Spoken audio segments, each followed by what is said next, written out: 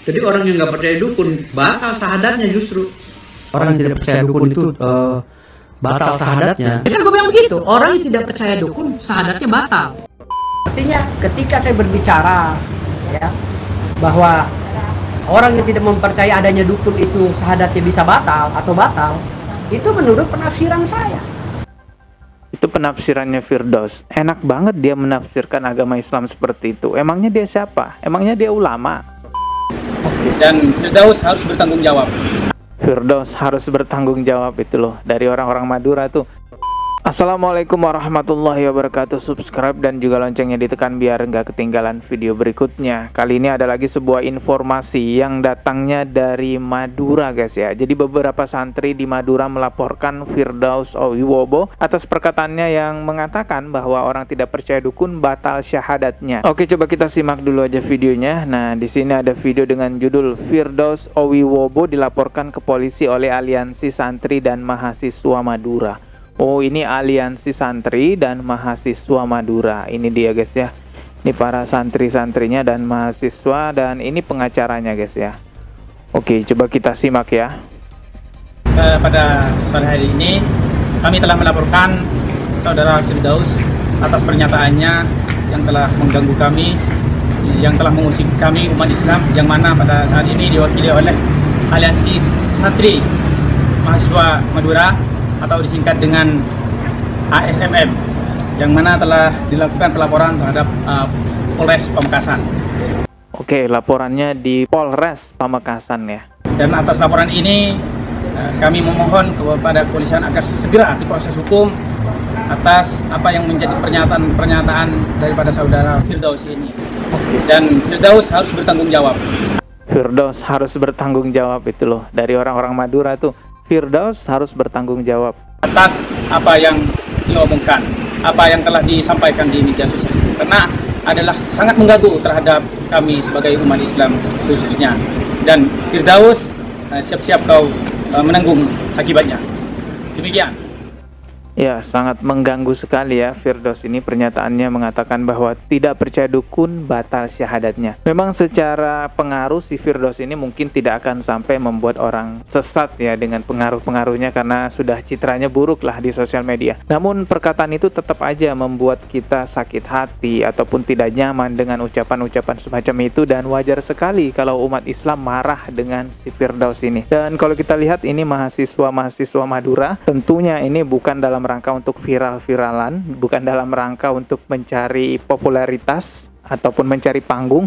Saya sangat yakin sekali mereka ini murni untuk membela agama Islam. Ya, kita tahulah selama ini ya seperti yang kita lihat bahwa orang Madura seperti apa agamanya, seperti apa fanatiknya, seperti apa perjuangannya untuk menjaga marwah agama Islam. Ya, tentu kita sangat mengapresiasi masyarakat Madura ya mengambil langkah hukum untuk memberikan efek jera kepada Firdaus. Ya, bukan masalah Firdaus di penjara apa enggaknya, yang terpenting adalah Firdausnya berhenti memberikan statement-statement ngawur di sosial media mengenai agama Islam. Karena jelas-jelas bahwa Rasulullah Shallallahu Alaihi Wasallam sudah mengingatkan kita dengan tegas, jangan percaya perdukunan, jangan datang ke perdukunan. Firdaus malah mengatakan dan berstatement di sosial media, orang yang tidak percaya dukun batal syahadatnya. Jadi orang yang nggak percaya dukun batal syahadatnya justru. Iya benar, syahadatnya bisa batal.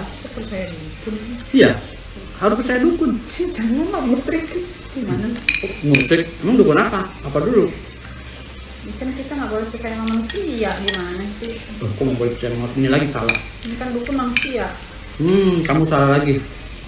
Pemahamannya salah. Udah, jangan di... Salah kamu. Ini yang harus diluruskan, karena kalian tuh udah terlanjur bodoh, dikebiri oleh orang-orang ateis dan komunis. Pernah saya bilang orang yang tidak percaya dukun itu batal syahadatnya, karena dukun itu adalah orang yang melakukan hal supranatural berkaitan dengan goib gitu loh. Sementara dalam rukun iman, kalau kita bicara agama Islam, itu ada, kita percaya goib di dalam rukun iman. Karena dukun adalah orang yang salah satunya melakukan hal supranatural yang berkegiatan tentang hal goib.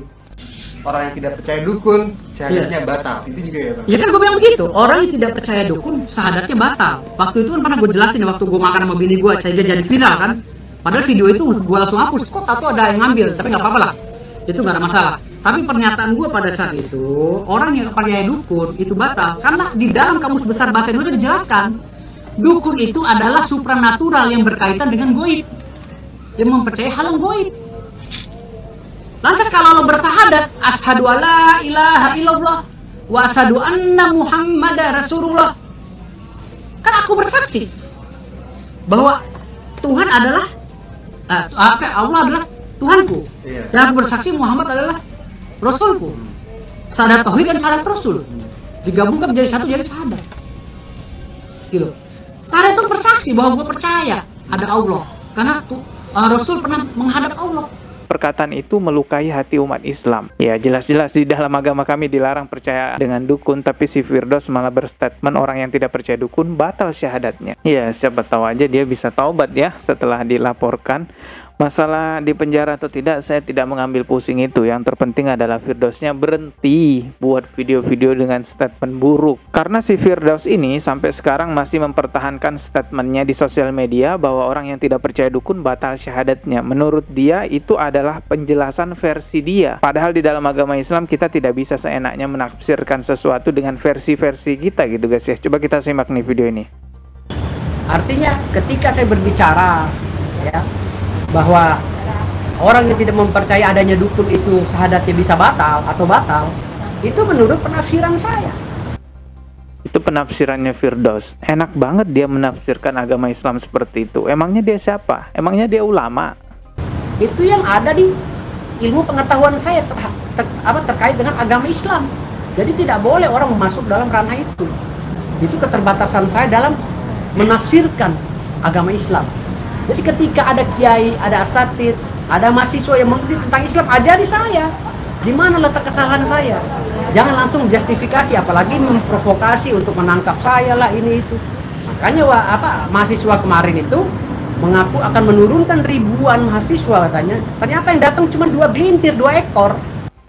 Firdaus, sadar diri lah. Coba lihat tuh, orang-orang di sosial media udah parah marah sama Firdaus. Masih mending ada 2 orang yang turun mahasiswa. Kalau ribuan beneran yang turun, kira-kira nggak ketar-ketir gak tuh si Firdaus? Ini juga perlu diluruskan ya, bahwa tidak boleh seenaknya menafsirkan sesuatu di dalam ajaran agama Islam. Kita boleh saja ya menjelaskan sebuah tafsir, itu pun mengutip penjelasan-penjelasan ulama yang memang berkompeten menafsirkan sesuatu tentang hukum-hukum agama yang ada di dalam ajaran agama Islam. Jadi itu sebenarnya penjelasannya ulama yang kita kutip, bukan versi kita sendiri. Kita menafsirkan sendiri begini dan begitu. Bahkan Rasulullah Shallallahu Alaihi Wasallam pernah bersabda, barang siapa menafsirkan Al-Quran dengan pendapatnya sendiri, maka hendaknya ia mempersiapkan tempatnya di neraka. Artinya, ketika seseorang menafsirkan Al-Quran versi dia sendiri, seenak dia sendiri, dia sama aja sedang menyiapkan tempat di neraka. Di agama Islam itu sangat dijaga ya kemurnian ilmu-ilmu agamanya. Makanya belajar agama Islam itu harus bersanad. Bahkan video-video ceramah yang ada di YouTube kita simak sebagai sebuah pembelajaran juga harus jelas. Ustadz siapa yang kita simak, kiai siapa yang kita simak, biar jelas ilmu agamanya. Ilmu agama itu beda dengan ilmu-ilmu umumnya ya,